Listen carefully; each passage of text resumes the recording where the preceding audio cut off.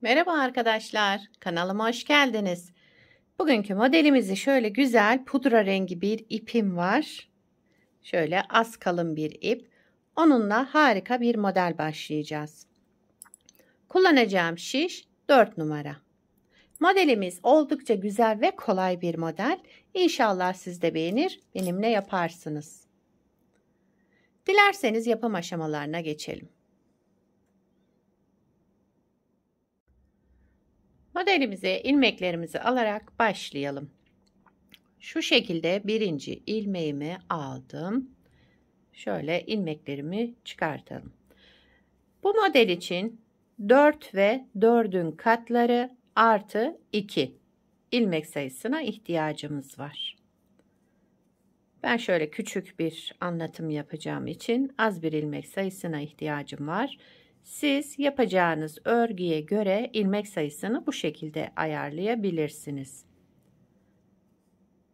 4, 8, 12, 16 diye devam edecek. Sonuna da 2 ilmek ekleyebilirsiniz. 1, 2, 3, 4, 5, 6, 7, 8, 9, 10, 11, 12, 13, 14, 15, 16, 17, 18, 19, 18 ilmek yeterli benim için. Evet, şöyle 18 ilmekle modelimi kurmaya başlayacağım. Ben lastik yapmayacağım arkadaşlar. Lastiksiz yapacağım modelimi zemin hazırlamak için bir sıra ters olarak öreceğim.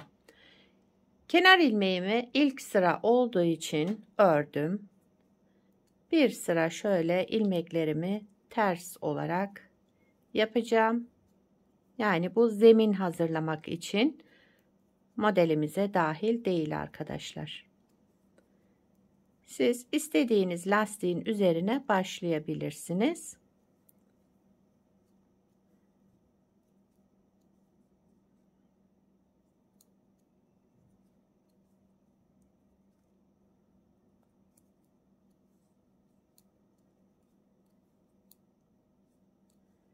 Kenar ilmeğimi de ördüm.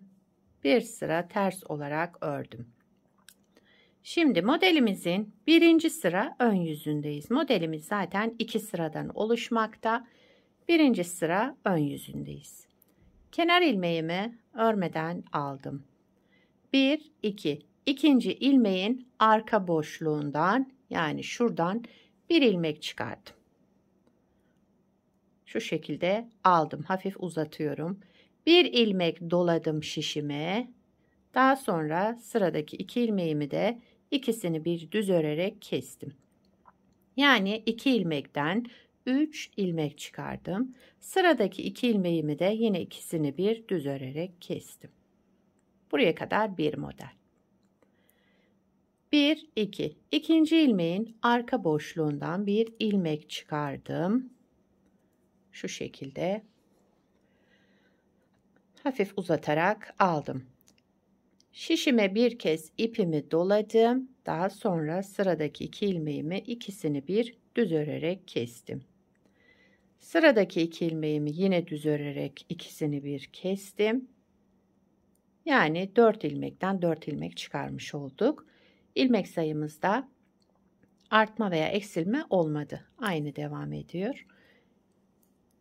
1, 2. İkinci ilmeğimin arka boşluğundan bir ilmek çıkardım. Hafif uzattım. Şişime ilmeğimi bir kez doladım. Artırma yaptım yani. Sıradaki 2 ilmeğimi ikisini bir düz örerek kestim. Yine sıradaki 2 ilmeğimi düz örerek kestim. Tek ilmeğe düşürdüm. 4 ilmekten 4 ilmek çıkarmış olduk. Son kez kuralım modelimizi. 1, 2, ikinci ilmeğin arka boşluğundan bir ilmek çıkarttım. Şöyle uzatarak aldım. Şişime bir kez ipimi doladım. Daha sonra sıradaki 2 ilmeğimi düz örerek kestim. Tek ilmeğe düşürdüm. Sıradaki 2 ilmeğimi yine düz örerek tek ilmeğe düşürdüm. Kenar ilmeğimi de ördüm. Modeli 4 kez kurmuş olduk bakın. Yani 4 model üzerinden anlatıyorum. İkinci sıra arka yüzündeyim modelin. Kenar ilmeğimi örmeden aldım. Sıradaki ilmeğimi ters olarak örüyorum. Düz olarak örüyorum. Kenar ilmeğinden sonra 1, 2, 3 ilmek düz ördüm. Kenar ilmeğinden sonra 3 ilmek düz örelim. İpi kendimden tarafa aldım. Bakın şu aradan çıkarttığım ilmeği de örmeden aldım. İp kendimden tarafta olacak. 3 ilmek düz. 1, 2, 3 ilmek düz ördüm. İpi kendimden tarafa aldım. Şu aradan çıkarttığım ve uzatarak aldığım ilmeği örmeden alıyorum. Şu şekilde duracak. 3 ilmek düz. 1, 2, 3 ilmek düz ördüm. Sıradaki ilmeği ipimi kendimden tarafa alarak örmeden aldım. 3 ilmek düz. 2, 3 ilmek düz ördüm. Son kalan ilmeğimi de ipi kendimden tarafa aldım, örmeden aldım. Daha sonra kenar ilmeğimi ördüm. Modeli bir kez kurmuş olduk. Model ilerledikçe kendini gösterecek harika bir model. Bir kez daha kuralım hemen arkadaşlar. Modelin birinci sıra ön yüzündeyiz. Kenar ilmeğimi örmeden aldım. Bakın sıradaki 2 ilmeğim 1, 2. İkinci ilmeğin arka boşluğundan buradan bir ilmek çıkartıyorum. Şu şekilde hafif uzattım şöyle. Şişime bir kez doladım. Sıradaki bakın 2 ilmeğimi ikisini bir düz örerek kestim. Yine sıradaki 2 ilmeğimi düz örerek kestim. Yani ilmek sayımız aynı. 4 ilmekten 4 ilmek çıkarmış olduk. 1, 2. İkinci ilmeğimin arka boşluğundan bir ilmek çıkardım. Hafif uzatarak aldım. Bir ilmek doladım. Sıradaki 2 ilmeğim bakın 2 ilmeğimin ikisini bir düz örerek kestim. Yine 1, 2 ilmeğimi ikisini bir aldım. Düz örerek kestim. İkinci ilmeğin arka boşluğundan bir ilmek çıkardım. Hafif uzatarak aldım. Bir kez ipimi doladım. Sıradaki 2 ilmeğimi düz örerek kestim. Yine sıradaki 2 ilmeğimi düz örerek kestim.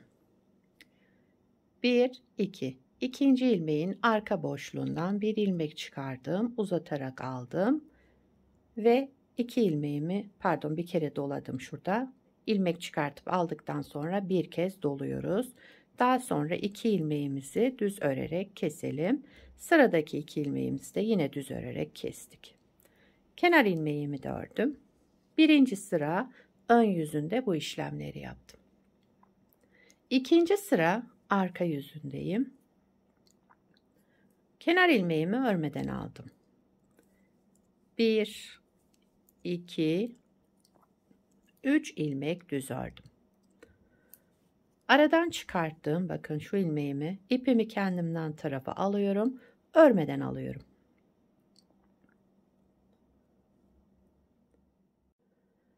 Örmeden aldım ilmeğimi. Yine 1, 2, 3 ilmek düz ördüm. Sıradaki ilmeğimi ipimi kendimden tarafa aldım. Örmeden aldım.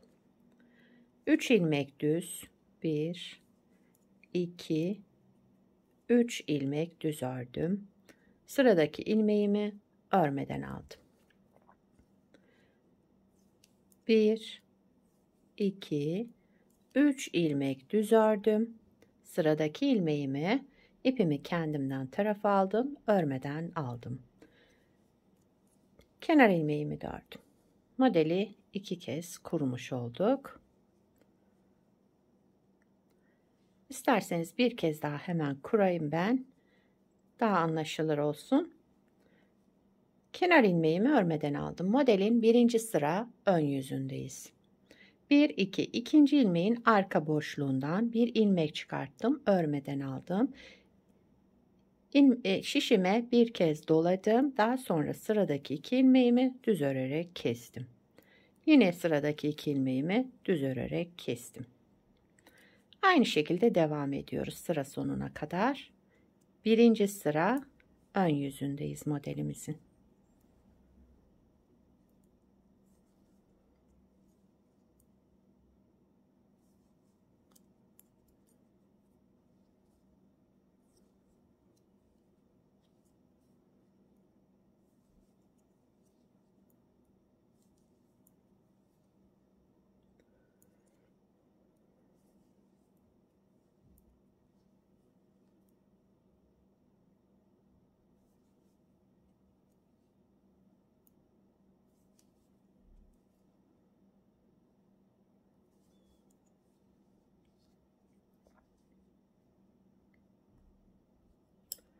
İkinci sıra arka yüzündeyiz. Kenar ilmeğimi örmeden aldım. 3 ilmek düz örüyorum. 1 2 3 ilmek düz ördüm. Bakın sıradaki ilmeğim aradan çıkarttığım ilmek. Bunu ipimi kendimden tarafa alıyorum ve örmeden alıyorum. Yine 1 2 3 ilmek düz ördüm. Sıradaki ilmeğimi örmeden aldım. İkinci sıra arka yüzünde bu şekilde devam ediyoruz.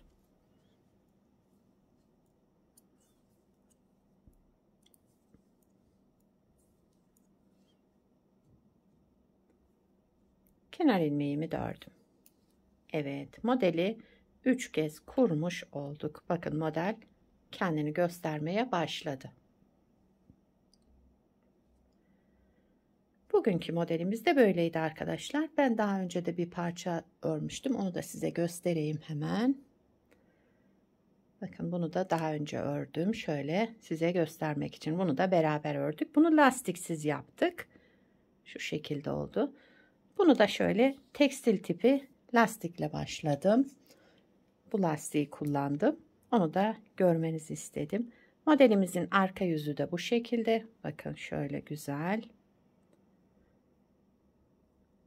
Kenar ilmeklerimiz. Modelimiz de böyle arkadaşlar. Bu lastiğe de çok güzel yakıştı bu model. Siz de dilediğiniz lastiğin üzerine başlayabilirsiniz. Bu lastikten yapmak isterseniz kanalımda var. İsterseniz aşağıya linkini bırakabilirim. Tekstil tipi lastik başlama tekniği diye geçiyor videomun adı. Şöyle göstereyim. Evet, bu model benim çok hoşuma gitti. Sizinle de paylaşmak istedim. Bu modelden yelek yapabilirsiniz, hırka yapabilirsiniz, bluz yapımında kullanabilirsiniz, etol şal yapımında kullanabilirsiniz. Yani yetişkin örgülerinde, çocuk örgülerinde, her türlü örgüde kullanabileceğiniz harika bir model.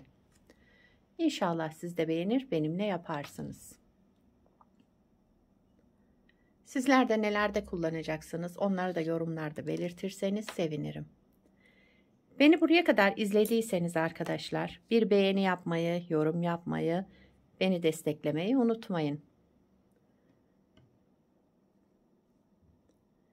Yapacak olanlara kolay gelsin. Bir sonraki videoda görüşmek üzere. Hoşça kalın.